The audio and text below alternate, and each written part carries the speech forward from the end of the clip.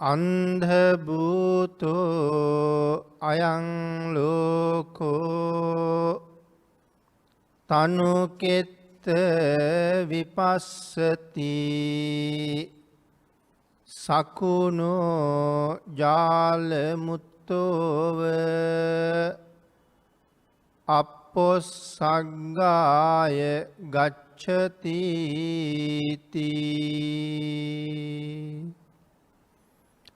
පින්නතනි, අද ධර්ම දේශනාවේ මාතෘකාව හැටියට යොදාගත් ගාථා රත්නය මුලින් සිහිපත් කරන්නට යෙදුණා. ධම්මපද පාළියේ ලෝක වර්ගයට අයිති වන 13 වෙනි ගාථාව තමයි මේ ධර්ම මාතෘකාව හැටියට යොදාගත්තේ. අපේ බුදුරජාණන් වහන්සේ අලව් නුවර වැඩ වාසය කරන කාලේ අග්ගාලව කියන විහාරයේදී තමයි මේ ගාථා රත්නය දේශනා කොට වදාළේ. ප්‍රඥාව නැති ලෝවැස්සා මසස ඇතත් අන්ධයි කියන බව මේ ගාථාවෙන් මනාව තහවුරු කරලා දේශනා කළා. ඒ වගේම මරණානුස්මති භාවනාවේ ආනිසංස, ඒ භාවනාව වැඩීමේ ප්‍රයෝජනය විශේෂයෙන් මේ ගාථාවෙන් නැවත සිහිපත් කරන කාරණාවක්. අපේ බුදුරජාණන් වහන්සේ අලව් නුවර වැඩ ඉන්න කාලේ දායක පිරිසක් බුදුරජාණන් වහන්සේට බොහෝම ශ්‍රද්ධාවෙන් ආරාධනා කළා මේ අලව් නුවර තියෙන අග්ගාලව කියන විහාරයට භාග්‍යතුන් වහන්සේ වඩින්න කියලා. ඊටාම රමණීය තැනක්. බුදුරජාණන් වහන්සේ අග්ගාලව විහාරයට වැඩියට පස්සේ එහි දායක පිරිස් ඊටාම ශ්‍රද්ධාවෙන් ප්‍රණීත වූ ආහාර පාන ආදියෙන් යුක්තව බුදුරජාණන් වහන්සේ ඇතුළු මහා සංඝයාට දම්පැන් සකස් කරලා පූජා කළා. බුදුරජාණන් වහන්සේ දානේ වළඳලා විවේකීව දන් දුන්න දායක පිරිසට අනුශාසනාවක් කළා. ඒ ධර්මානුශාසනාවේදී මේ මරණ සති භාවනාව වඩන එක කොයිතරම් මහත්ඵලද මහානිසංසදායකද යන බව විශේෂ වශයෙන් විස්තර කරලා භාග්‍යතුන් වහන්සේ දේශනා කළා. එදා බුදුරජාණන් වහන්සේ මේ දේශනාව කරන තැන 16 හැවිරිදි තරුණ දුවක් බණ අහන්න හිටිය කියලා සඳහන් කරනවා. ඇය පේසකාර කුලයක ඉපදිච්ච කෙනෙක්. ධර්ම දේශනාව අවසානයේ බොහෝ දෙනා මරණ සතිය වඩන්න තීරණය කළා. ඒ පිළිබඳව කැමැත්තක් ඇති කරගත්තා. මේ 16 හැවිරිදි තරුණ දුවත් ඒ අදහසම ඇති කරගත්තා. බුදුරජාණන් වහන්සේගේ දේශනාව කොයිතරම් අපූර්වද, භාග්‍යතුන් වහන්සේ දේශනා කරපු විදිහට කටයුතු කරන්න පුළුවන් නම් ඒ තැනැත්තා මොන තරම්නම් යහපතක් කරගන්නවද. ඒ නිසා මේ මරණ සති භාවනාව මමත් ජීවිතය හොඳට පුරුදු කරන්න ඕනේ කියලා තීරණය කළා. 3 අවුරුද්දක් තිස්සේ ඇය හොඳට මරණ සතිය වැඩුවා. ඇයට මේ භාවනාව හොඳට ප්‍රත්‍යක්ෂ වුණා, ප්‍රගුණ වුණා. වසර 3ක් විතර දැන් ගත වෙලා අපේ බුදුරජාණන් වහන්සේ එක දවසක් මහා කරුණා සමාපත්තියෙන් ලෝක ධාතුව බලා වදාරන වෙලාවේ මීට අවුරුදු 3කට විතර කලින් අග්ගාලුව විහාරයේදී මරණ සති භාවනාව පිළිබඳව කළ දේශනාව ශ්‍රවණය කළ මේ තරුණ දිව භාග්‍යතුන් වහන්සේට දකින්න ලැබුණා. මනා ශ්‍රද්ධාවෙන්, ඊටාම උවමනාවෙන් ඇය මේ භාවනාව ප්‍රගුණ කරපු බව භාග්‍යතුන් වහන්සේ දන්නවා. මේ වෙනකොට ප්‍රඥාව බොහෝම මෝරලයි තිබුණේ. නමුත් අද දවසේ ඇගේ ජීවිතයේ අවසානයේ සිදුවෙන බවත් භාග්‍යතුන් වහන්සේ දන්නවා. ප්‍රඥාව හොඳට මෝරලත් තියෙන නිසා භාග්‍යතුන් වහන්සේගෙන් පිහිටක් ලැබුණොත් ඒ මරණයට කලින් ඇය සෝවාන් වෙන බවත් භාග්‍යතුන් වහන්සේ දන්නවා. ඒ අති උතුම් තැනට ඇය ළඟා කරවන්න පුළුවන් නම් ඇය තමන්ගේ සංසාරයට බොහෝම උතුම් යහපතක් සාධාරණයක් ඉෂ්ට කරගන්නව බව බුදුරජාණන් වහන්සේ දන්න නිසා ඇයටම අනුකම්පා කරලා නැවත වතාවක් බුදුරජාණන් වහන්සේ අග්ගාලෝ විහාරයට වැඩිය. ප්‍රදේශයේ සැදැහැවතුන් භාග්‍යතුන් වහන්සේ වැඩපු බව දැනගෙන දම් පැන් සකස් කළා. බුදුරජාණන් වහන්සේ අග්ගාලුව විහාරයට වැඩපු බව නැවත ඒ ප්‍රදේශය පුරාම ඒ ආරංචිය පැතිරිලා ගියා. පේසකාර දුවටත් ඒ ආරංචිය ලැබුණා. ඇය එදා දවසේ කටයුතු ඉක්මනට ඉවර කරලා බණ අහන්න යන්න ඕන කියලා තීරණය කළා. එහෙම කටයුතු කරලා වැඩ නිමා කරලා බණ අහන්න යන්න සූදානම් වෙනකොට ඇගේ තාත්තා කතා කරලා කියනවා දුවේ මට කපු නූල් ටිකක් හදලා ගෙනත් දෙන්න කියලා. තාත්තගේ වචනේ අහක දාන්නත් බෑ.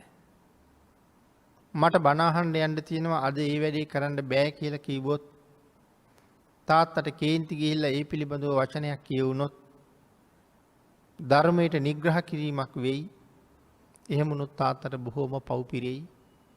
ඒ පවෙන් තාත්තා බේරගන්නත් ඕනේ. බණ අහන්න යන්නත් ඕනේ. නමුත් ඇය බොහෝම කාර්යශූර නිසා ඊතා ඉක්මනින් තාත්තගේ උවමනාවත් සම්පූර්ණ කළා. සම්පූර්ණ කරලා ඇය බණ අහන්න යන්න පිටත් වුණා. දැන් අද දවසේ බුදුරජාණන් වහන්සේගේ අරමුණ තමයි විශේෂයෙන් ඇය අරමුණු කරලා ධර්ම දේශනාව කරන එක. ආන් ඒක නිසා විශාල වශයෙන් අග්ගාලව විහාරයට පිරිස් රැස් වෙලා හිටියට බුදුරජාණන් වහන්සේ තාම ධර්ම දේශනාව පටන් අරගෙන නැහැ. ඇය පැමිණෙන තුරු භාග්‍යතුන් වහන්සේ ධර්මාසනයට වෙලා නිහඬව වැඩ ඉන්නවා.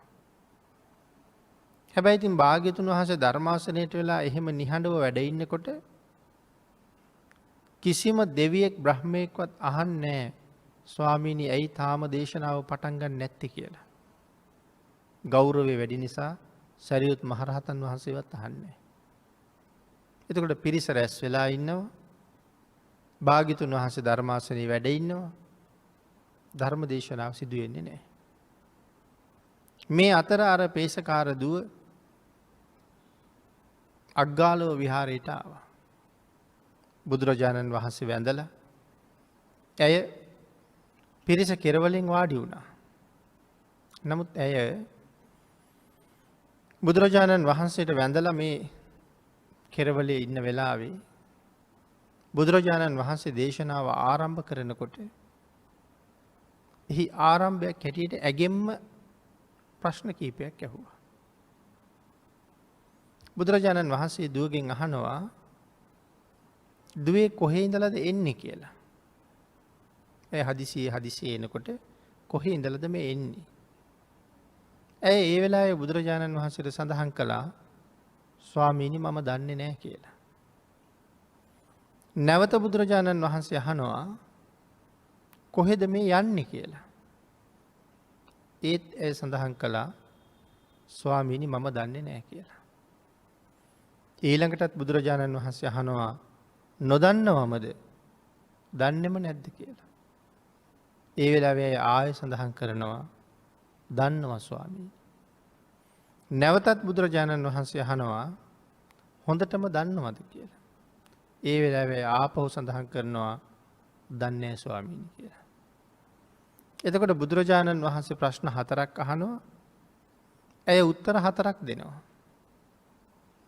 නමුත් මේ උත්තර 4 අහගෙන හිටපු එතෙන්ට බණහන්න එකතු වෙච්ච අය කලබල වුණා. මැය මේ කවුරු එක කතා කරනවද. කාට උත්තර දෙනවද. මෙහෙම කතා කරන්න හොඳයිද. ඇය බුදුරජාණන් වහන්සේ ගැන අඳුරනවද. මේ වගේ ලොකු කතා බහක් පිරිස අතර ඇති වෙලා ඇය පිළිබඳව සමහරයට දේශසිත් ඇති වෙලා එතන මහා නොසන්සුන් බවක් ඇතිවෙන්න පටන් ගත්තා. ආන් ඒ වෙලාවේ අපේ බුදුරජාණන් වහන්සේ නැවත වතාවක් ඒ පිරිස සංසුන් කළා. නිශ්ශබ්ද කළා. භාග්‍යතුන් වහන්සේ මේ පිරිසටම ඇය දුන්න උත්තර ටික අවබෝධ කරවන්න කල්පනා කළා ඇය අතින්ම. ඒ නිසා පිරිස නිශ්ශබ්ද කරවලා බුදුරජාණන් වහන්සේ නැවත වතාවක් ඒ පේසකාර දුවගෙන් ඇහුවා මම කොහේ ඉඳලද එන්නේ කියලා අහනකොට දන්නේ කිව්වේ ඇයි කියලා. ඒ සඳහන් කළා ස්වාමීනි මම මේ ලෝකෙට ආවේ කොහේ ඉඳලද කියලා මම දන්නේ නැහැ. එතකොට මේ සාමාන්‍ය මිනිස්සු හිතනවට වඩා ඒ හුඟක් ඈත හිතපු කෙනෙක්. ජීවිතය පිළිබඳව හුඟක් ගැඹුරින් කල්පනා කරපු කෙනෙක්.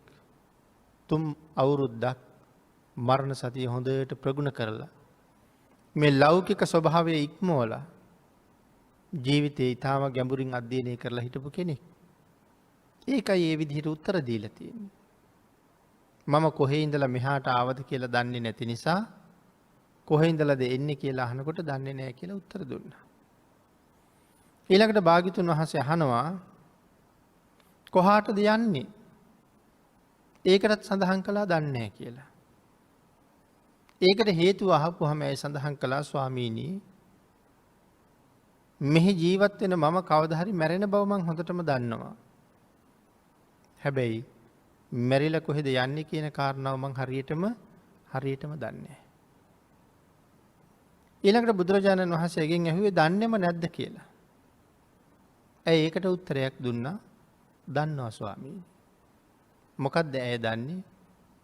මම ආව දිහා දන්නේ නැති වුණත් යන්නේ කොහෙද කියලා නොදන්නවා වුණත් ඒකාන්තයෙන්ම මැරෙන බව හොඳටම දන්නවා. ඊළඟට භාග්‍යතුන් වහන්සේ ඇහුවේ හරියටම දන්නවද කියලා. ඇය ආයෙ සඳහන් කළා නෑ ස්වාමීනි. මැරෙන්නේ කවදද? මැරෙන්නේ කොතනද? මැරෙන්නේ කොහොමද? මොන වාගේ සිද්ධියක් බලපාලා මම මැරෙනවද කියන කාරණාව දන්නේ. හැබැයි මැරෙන බව හොඳටම දන්නවා. එතකොට භාග්‍යතුන් වහන්සේ අහපු ප්‍රශ්න වලට ඇය පිළිතුරු දුන්නේ මෙන්න මේ වාගේ ගැඹුරු අර්ථයක් තියාගෙන. මේ ධර්ම දේශනාව මේ ගාථා රත්නය මේ කාරණාව පදනම් කරගෙන තමයි භාග්‍යතුන් වහන්සේ දේශනා කළේ. හැබැයි ඊටාම ගැඹුරු ධර්මාර්ථයක් ගැන හැර දක්වන දීර්ඝ වශයෙන් මරණ සතිය පිළිබඳවත් විස්තර කරන්න පුළුවන්. මේ පෘථග්ජන භාවය පිළිබඳව කරුණු ගෙන හැර දක්වමින් ප්‍රඥාවන්තයාගේ සැබෑ ස්වභාවය මනාව පැහැදිලි කරමින් ඊටාම ගැඹුරු දේශනාවක් මේ ගාථා රත්නයෙන් සාකච්ඡා කරන්න පුළුවන්. අපේ භාග්‍යතුන් වහන්සේ මේ ගාථා රත්නය මුල් කරගෙන එදා ඒ ධර්ම දේශනාව සිදු කරලා නිමා වෙනකොට පේසකාර දුව අති උතුම් සෝවාන් ආර්ය මාර්ග ඵලය ලබා ගත්තා. ඒ එදා දවසේ මරණයටපත් වෙනවා. නමුත් අති උතුම් සෝවාන් ආර්ය මාර්ගය ලබා ගත්ත නිසා ඇය මේ සංසාරයෙන් කොච්චර දිනුවද? අතීතයේ ඈතින් මේ සසර පුරාම සිද්ධ වෙච්ච ඊටාම බරපතල අකුසල කර්මයන් මහා නිරයවල් වල උපද්දවල විපාක දෙන්න තරම් රැස් වෙලා තියෙනවා. ඇයට විතරක් නෙමෙයි අද මෙහෙම හිටියට අපටත් එහෙමම තමයි. මේ ජීවිතයේ ඒ තරම් මහු පහු කළේ නැතත් සමහර කෙනෙක් පෙර ජීවිතවල කොහොම මොනවා කළාද කියලා අද අපි දන්නේ නැහැ. පව කරපු ගමන් විපාක දෙන්නේ නැති නිසා ඒ පව් රැස් වෙවි මෝරලා තියෙනවා. මෝරපු කර්මය තමයි විපාක දෙන්නේ. එහෙමනම් අපි කරපු පවුත් බොහොම තියෙනකොට ඒ පව් මෝරන්ඩ සූදානන් වෙමින් ඉන්නකොට ඊට වඩා කලින් මෝරපු මහ කුසල කර්මයක් හේතු වෙච්ච නිසා මේ භවය මනුස්සයෙක් තුළ තීරණය වුණා. මනුස්ස භවයක් අපිට හම්බ වුණා.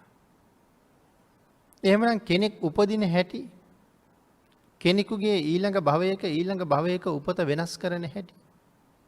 එහෙම කරන්න පුළුවන් යම් සාධකයක් මේ ලෝකෙ තියෙනවා නම් ඒ සාධකය තමයි සිල් කියන කතාව භාග්‍යතුන් වහන්සේ මනාව දේශනා කරලා තියෙනවා. උපත වෙනස් කරන සාධකය.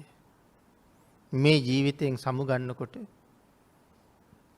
මලකුණක ඉහෙන මැස්සෙක් වෙලා ඉපදෙන්න තියෙන සාධකය වෙනස් කරන්න පුළුවන් වෙන්නේ අපි විසින් ආරක්ෂා කරගත සීලයකට. වැසිකිලි වලක පණුවෙක් කැලෑවක අලියෙක් ඇතෙක් නැත්තං විෂගෝර සරපේ තවත් පිළිකුල් සහගත ජීවිතයක් ලබන්ඩ තියෙන අවස්ථාව වෙනස් කරන්නේ මේ ජීවිතෙන් අපි රැස් කරගන්න මේ සීලමය වූ කුසල ශක්තිය.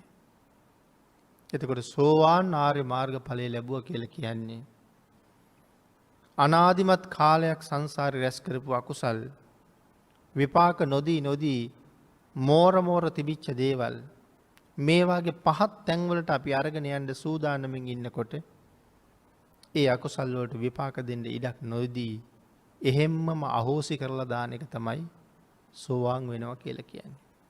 ඔන්න අකුසල් අහෝසි වෙන තැන. මෙතෙන්ට එන තාක්කල් අහෝසි කර්ම කියලා જાතියක් ගැන අපිට පහසුවෙන් කතා කරන්න බෑ. සෝවාන් වුණා නම් මෙත් එතෙක් සතර අපායේ විඳින්න මෝරපු අකුසල් අහෝසි වෙලා යනවා. සතර අපායට යන්නේ. හැබැයි ඉතින් ආත්ම 7ක් විතර මනුස්ස ලෝකේ දිව්‍ය ලෝකේ උපදිනවා. ආන් ඔය කාලවල මේ ජීවිතවල විපාක දෙන්න තියෙන අකුසල කර්ම ඒත් ඉතිරි වෙනවා. සමහරලාට මේ ජීවිතයක ඉන්නවා කොන්ද කැඩිලා මැරෙන්න තිබුණොත් කොන්ද කැඩිලා මාස ගාණක් ඔත්පොළව ඉන්න තිබුණොත් එහෙම කර්මයක් තිබුණොත් ඒ කර්මෙ විපාක දෙනවා. එහෙම නැත්නම් මොනවට හරි යට වෙලා මැරෙන්න, තැලිලා මැරෙන්න, ගිනි අරගෙන මැරෙන්න එහෙම අවස්ථාවල් එළඹිලා තිබුණොත් ඒව විපාක දෙනවා. සතර අපායට පමුණුවන එක තමයි නවත්තලා තියෙන්නේ. නමුත් ඉතින් ඒක මොන තරම් ලාභයක්ද කියන කාරණාව අපිට මේ ලෝකේ විස්තර කරන්න වචන නැහැ. සතර අපායෙන් නිදහස් කෙරුවා කියන එක. පේසකාර දුව ඒ අති උතුම් තැනටපත් වුණා. අපේ භාග්‍යතුන් වහන්සේ එදා මේ ගාථා රත්නයෙන් දේශනා කළා අන්ධ භූතෝ අයං ලෝකේ තනුකේත විපස්සති. ඒ කාරණාව සඳහන් කළා ලෝකෝ අන්ධ භූතෝ මේ ලෝවැසියා ප්‍රඥාව නැමැති ඇහැ නැති හින්දා අන්ධෙක්. ලෝකය බලන්න පුළුවන් මසස තියෙනවා. නමුත් ප්‍රඥාව කියන ඇහැ නැහැ. මේ ලෝකේ උපදිනකොටම අපිට ලෝකේ බලන්න තියෙන මසස නැති වුණොත් අපි ඒ අයට කියනවා අන්ධෙක් කියලා. තනියම මග යන්න බැස්සොත් ඇස් පේන්නේ නැති නිසා ඔහු පාරෙත් යනවා, කැලෙත් යනවා. මග නොමග දෙකේම යනවා. මේ ඇස් දෙක තිබුණත් ප්‍රඥාව නැමැති ඇස් දෙක නැත්තම් ඒත් අපි මග නොමග දෙකේම යනවා. මෙතන ධර්මයේ අන්ධයා කියලා කීවේ මසස නැති නිසා නෙමෙයි ප්‍රඥාව නැති නිසා. ආන් ඒ හින්දා සත්පුරුෂයෝ තෝරා බේරගෙන ආශ්‍රය නොකළ නිසා අපි විටක පින්කනුත් කරනවා, තව විටක අකුසලුත් රැස් කරනවා. ප්‍රඥාව නැහැ. මේ පින්කම් වල විපාකයක් මේකයි කියලා දන්නවා. නමුත් අකුසල් වල විපාක තවත් බොහෝසේ දරුණු විදිහට විපාක දෙනවා කියලා කල්පනා කරන්නේ නැති නිසා ටිකක් නේ කියලා හිතනවා, එකක් නේ කියලා හිතනවා, අද විතරනේ කියලා හිතනවා. එහෙම හිතා අකුසල් කරන්න යෙදෙන අවස්ථාත් බොහොම යොදා ගන්නවා. එතකොට එයා මේ ඇස් දෙක පෙනුනත් ප්‍රඥාව නැමැති ඇස් නැති නිසා මග නොමග දෙකේම එයත් යනවා. ඒකයි මෙතන සඳහන් කරන්නේ අන්ධ භූතෝ අයං ලෝකේ. මේ ලෝකේ ඉපදිලා ඉන්න අය ප්‍රඥාව නැත්තං අන්ධයෝ හා සමානයි. තනුකේත විපස්සති. ඒ කාරණාව මෙතන පැහැදිලි කරනවා ලෝකෙ ජීවත්වෙන සුවිශේෂී සුවිශාල ජනගහනයකින් ඉතා ස්වල්ප පිරිසක් විතරක් ඒකෙන් එතර යනවා. ස්වල්ප පිරිසක් විතරක් සංසාරයෙන් එතර යනවා මේ කාරණාව විශේෂයෙන් දැකලා. මේ කාරණාව විශේෂයෙන් දැකලා කියල කිව්වි. මේ පින් පව් මනාව හඳුනගන තියෙනවා. කළ යුත්ත නොකළ යුත්ත හොඳට තේරුම් අරන් තියෙනවා. නොකළ යුතු දේවල් එහෙම නැත්නම් බුදුරජාණන් වහන්සේ විසින් ප්‍රතික්ෂේප කරපු දේවල් යම් කෙනෙක් සිදු කරනවා නම් ඔහුගේ ශ්‍රද්ධාවේ ප්‍රමාණය මොකක්ද කියලා අපහු හිතන්න වෙනවා. මොකද ඔහු භාග්‍යතුන් වහන්සේට පිටුපාලා ඉන්නේ. ඒ ශ්‍රද්ධාව මදි නිසා. පන්සිල් නිතර ආරක්ෂා කරන දේශනා කරපු සිල්. විශේෂ අවස්ථාවල අටසිල් නවාංග උපෝසතය දසසිල් තවත් වීර්යවන්තයන්ට ආජීවාෂ්ටමක සිල් ආදී වශයෙන් විවිධ සීලේ ප්‍රභේද බුදුරජාණන් වහන්සේ පැහැදිලි කරලා තියෙනවා. මේ පංච සීලයේ දේශනා කළේ නිරන්තරයෙන් අපිට ආරක්ෂා කරගන්න. ශ්‍රද්ධාව තියෙන කෙනෙක් කවදාවත් පන්සිල් උල්ලංඝනය කරන්නේ නැහැ. ඇයි බුදුරජාණන් වහන්සේ එපා කියලායි තියෙන්නේ. ශ්‍රද්ධාව නැතිනම් යම් අවස්ථාවක බේරෙන්නම බැරි වුණොත් මේ මොහොතේ බොරුවක් කියලා බේරෙනවා. Tamanට ලොකු ලාභයක් ලැබෙයි කියලා හිතෙනවා මේ බොරු ටික ගොනු කරලා කීවොත්. ආන්ගේ ලාභය ලැබෙයි කියලා හිතාගෙන එතෙන්ට බොරු වැලක් කියන්න සිද්ධ වෙනවා. සමහර විට ඔහුම දන්නවා මම මේ කරන්නේ වරදක්. මම උත්සාහ කරනවා පොරොන්දු වෙලා ඉන්නවා සමාජයට පෙන්නනවා මම මෙහෙමයි කියලා. ඒ වුණාට හැන්දෑවේ හරි ආපහු සිල් ගන්නවා. නමුත් මේ ලාභය ලැබුණාම යටත් පිරිසෙන් මට තව ලොකු පින්කම් ටිකක්වත් කරගන්න පුළුවන් වෙයිනේ කියලා එහෙම හරි අදහසක් එනවා. හැබැයි ඒ පින්කම් කරන්න අදහසක් ආවට අපේ තණ්හාවේ ප්‍රමාණය එක්ක ඔය කියන තරම් ඒ දේවල් පින්කම් වලට යෙදෙන එකක් නැහැ. හැබැයි පින්කම් කළත් කරපු අකුසල් වල විපාක අඩු වෙන්නේත් නැහැ. මේ පින්කමට වඩා ඒ අකුසලයේ එතකොට හරි බලවත් වෙනවා. ඒ නිසා මේ ඉදිරියේ කරන්න තියෙන පින්කමක් වෙනුවෙන් බොරු කියනවට වඩා බොරු නොකිය ආරක්ෂා වෙන එක ඊට වඩා ලොකු පින්කමක්.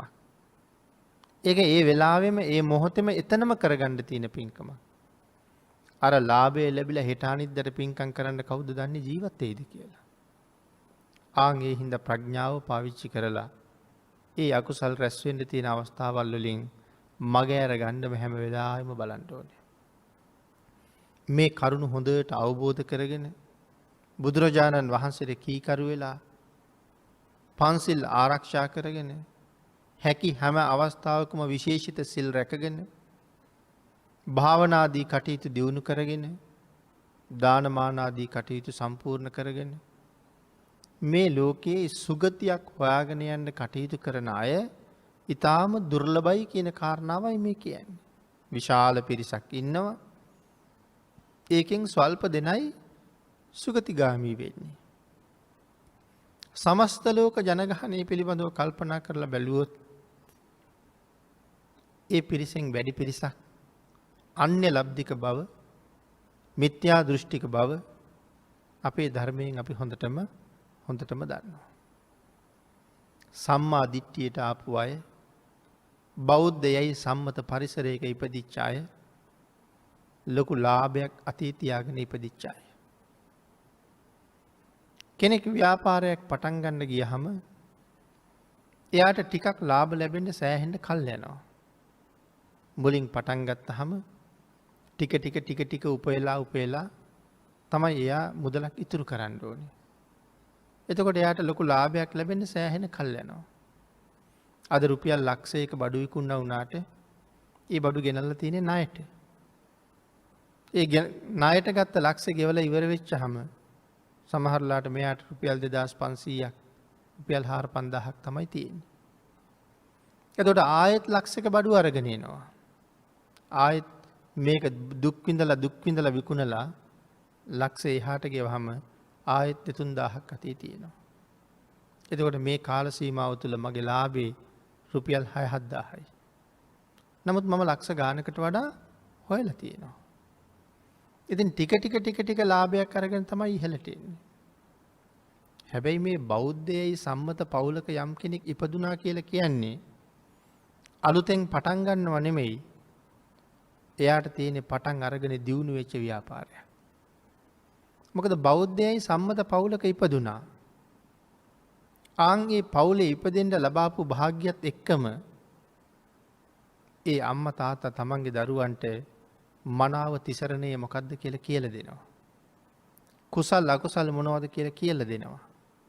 හොඳ නරක මොනවද කියලා කියලා දෙනවා.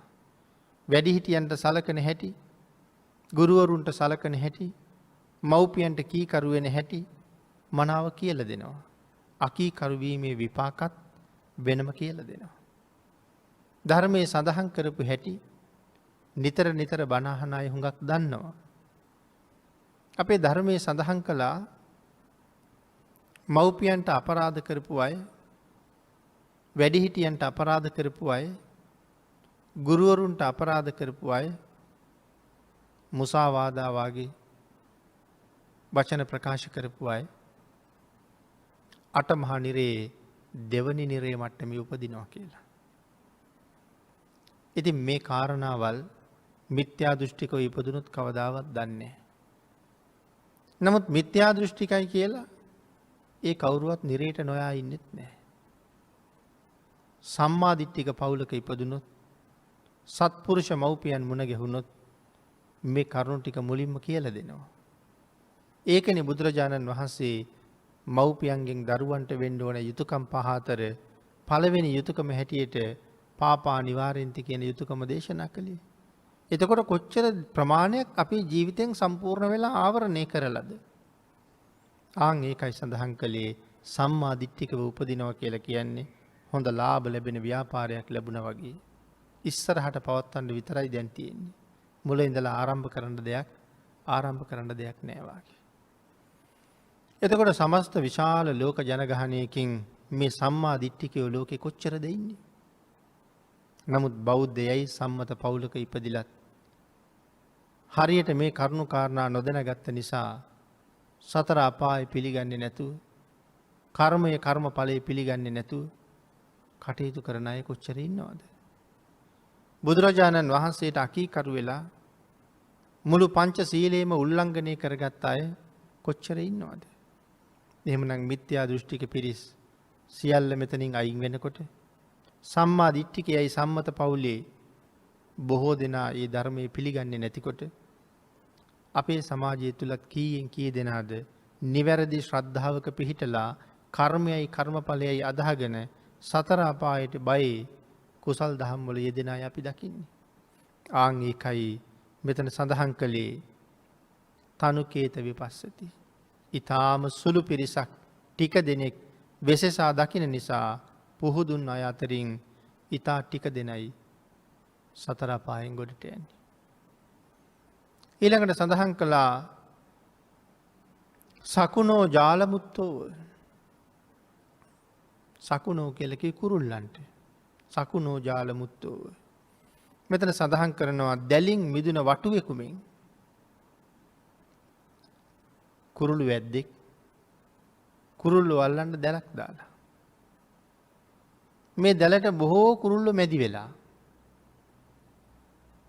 බොහොම කලාතුරකින් කෙනෙක් ඒ දැලින් මිදෙනවා. හැබැයි මිදිච්ච කුරුල්ලා ආයෙ කවදාවත් දැල පැත්ත පළාතෙවත් එන්නේ නැහැ. දැල් එළෙන ප්‍රදේශයෙන් පවා යන්න යනවා. මේ සඳහා කරුණු කාරණා පිළිතුරු පැහැදිලි කරනකොට අපේ ධර්මයේ තුල බොහෝම අපූර්වට විස්තර කරපු තැන් තියෙනවා. අපේ බෝසතාණන් වහන්සේ එක අවස්ථාවක මුව 1000ක් දෙනාගේ නායකයා වෙලා මුව පවුලේ උපදිනවා. දැන් මේ මුව රජුරවන්ට කාලයක් යනකොට වයස යනවා. මුව රජුරවන්ට හිටියා පුත්තු දෙන්නේ. රජුරෝ ඊට පස්සේ මේ මුව පිරිස 1000ක් දෙනා පුත්තු දෙන්නට කොටස් කරලා බෙදලා දුන්නා. ඔබ දෙපළ දැන් මේ මුව ගණයා පරිහරණය කරන්න. මිනිස්සු කුඹුරු වගා කරලා ගොයන් පැහෙන කාලේ එනකොට කුඹුරු වවන කාලේ එනකොට මුවන්ට මිනිස්සුන්ගෙන් හරියට කරදර වෙනවා. මොකද කුඹුරු රැකගන්න මිනිස්සු නොයෙක් උපක්‍රම යොදනවා. අවට වනාන්තරවල නමුත් මුවෝ ඉන්නවනම් මිනිස්සු ගිහිල්ලා මුව මරලා දානවා. ඇයි කුඹුරට හානි කරයි කියලා. ගොයන් කයි කියලා. ආන් ඒ නිසා මුව රජුරු අපේ බෝසතාණන් වහන්සේ මුව ගණයා බාර දීලා ඉන්න පුතාලා දෙන්න කැඳවලා කියනවා පුතේ මේ කාලය මුව පිරිසට ගොඩාක් අයහපත් කාලයක්. පිරිස අරගෙන වනාන්තරයට යන්න. හුඟක් ඈත වනාන්තරයේ කඳු පාමුල ජීවත් වෙන්න. නැවත මිනිස්සු කුඹුරු වස්පස් කරාම ආයේ මේ පැත්තට එන්න. මම එන්නේ නැහැ. වයසක මම ඈත මෑත යන්නේ. නමුත් මුව ගණයා අරගෙන යන්න කියලා. මේ මිනිස්සුන්ගෙන් උවදුරු එන නිසා බලපෑම් කරදර වලට මූණ පාන්න සිද්ධ වෙන නිසා ඈත් කරලා තිබ්බා. අර වටුවගේ දැලට මැදි වෙලා මරණ බයේ ගෙහි ඉඳලා කොහොම හරි එතනින් පැනගත්තොත් ආයෙනම් කවදාවත් දැලට තබා දැල් දාන පළාතකටවත් එන්නේ නැතුව මේ වටුව බේරිලා යනවා. සකුනෝ ජාලමුත්තු. පින්නතුනි මේ අපේ මනුස්ස ලෝකේ දැලක් දාලා තියෙනවා තවත් වැද්දෙක් අපි අල්ලන්න. ඒ තමයි මේ මාරයා කියන පුද්ගලයා. පංචකාම කියන දැල තමා දාලා තියෙන්නේ. දැන් මේ කාරණාව හරියට තේරුම් ගත්තේ නැති නිසා අපි මේ දැලට කොටු වුණා විතරක් නෙමෙයි හොඳටම මේ දැලේ පැටලුණා. ඒ හින්දා ඇති වුණ දවසක් නැහැ. වැඩපොළ රාජකාරී වල කවදාවත් ඉවරයක් නැහැ. පින්කම් කරන්න, පින්කම් වල යෙදෙන්න, පින්කම් වලට සම්බන්ධ වෙන්න ඕන තරම් අවස්ථාවල් තියෙනවා. ඒ අයටත් අවශ්‍යතාවක් තියෙනවා. නමුත් කතා කරාම කියන්නේ මේ වැඩ ආසේ කොහෙද වුවට යෙදෙන්න කාලයක් කියලා. දැන් එතකොට ඒ කියන්නේ මේ පංචකාම කියන දැලේ හිර වෙලා මේකේ පැටලිලා ඉවරයක් නැහැ. තව බොහෝ දේවල් එකතු කරන්න රැස් කරන්න තමයි කල්පනාව. ඒ දේවල් එකතු කරලා රැස් කරලා කී කාලයක් ඒත් එක ජීවත් වෙන්නද කියන කාරණාව ඒ ඇයට වැටහෙන්නේ නැහැ. එහෙම එකතු කරමින් රැස් කරමින් ඉන්නකොට දන්නේම නැතුව ලෙඩ වෙනවා. දන්නේම නැතුව මරණය ලං වෙනවා. එකතු කරපුවා රැස් කරපුවා ඒ තැන්වල ලෝකයට හැමම ඉතුරු වෙනවා. කුසල් දහම් රැස් කරගත්තේ නැති හින්දා මගවිය දන් වලින් ඊටාම දුර්වල පුද්ගලයෙක් හැටියට මට මේ ලෝකෙන් සමුගන්න සිද්ධ වෙනවා. මගවිය දන් නැති නිසා බොහොම දුක් තමයි විඳින්න සිද්ධ වෙන්නේ.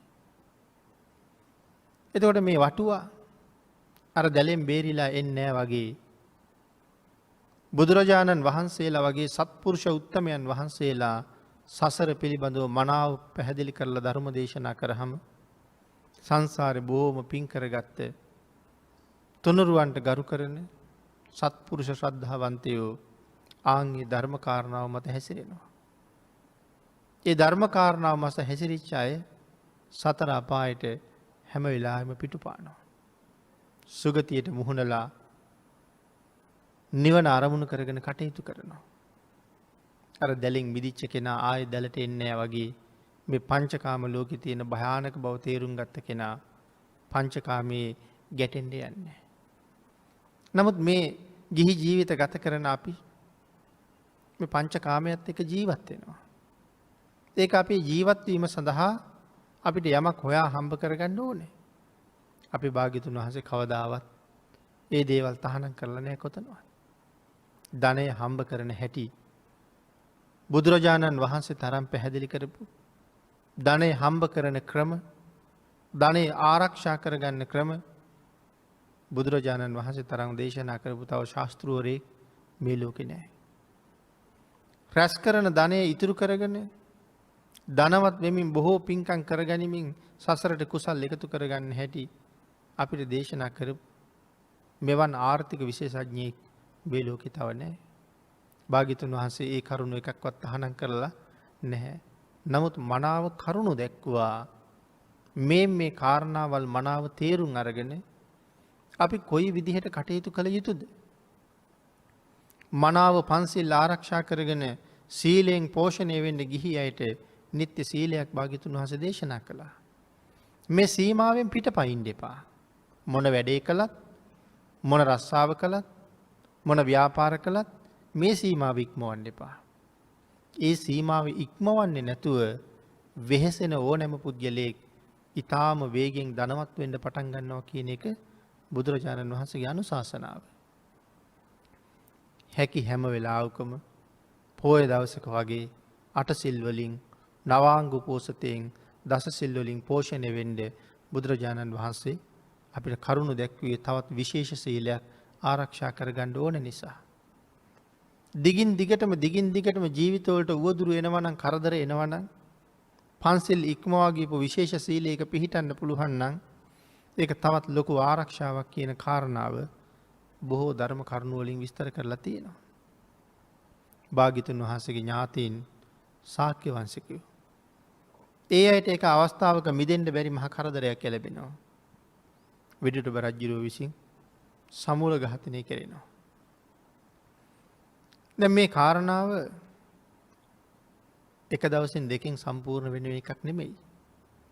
විදුටුබ රජුරුව එක දවසක් යුද්ධයට එනකොට බුදුරජාණන් වහන්සේ මගදී මුණ ගැහෙනවා. බුදුරජාණන් වහන්සේගෙන් කරුණු දැනගෙන විදුටුබ රජුරුව ආපහු යනවා. ආයෙ ගිහිල්ලා රජුරුව හෙට එනව නෙමෙයිනේ.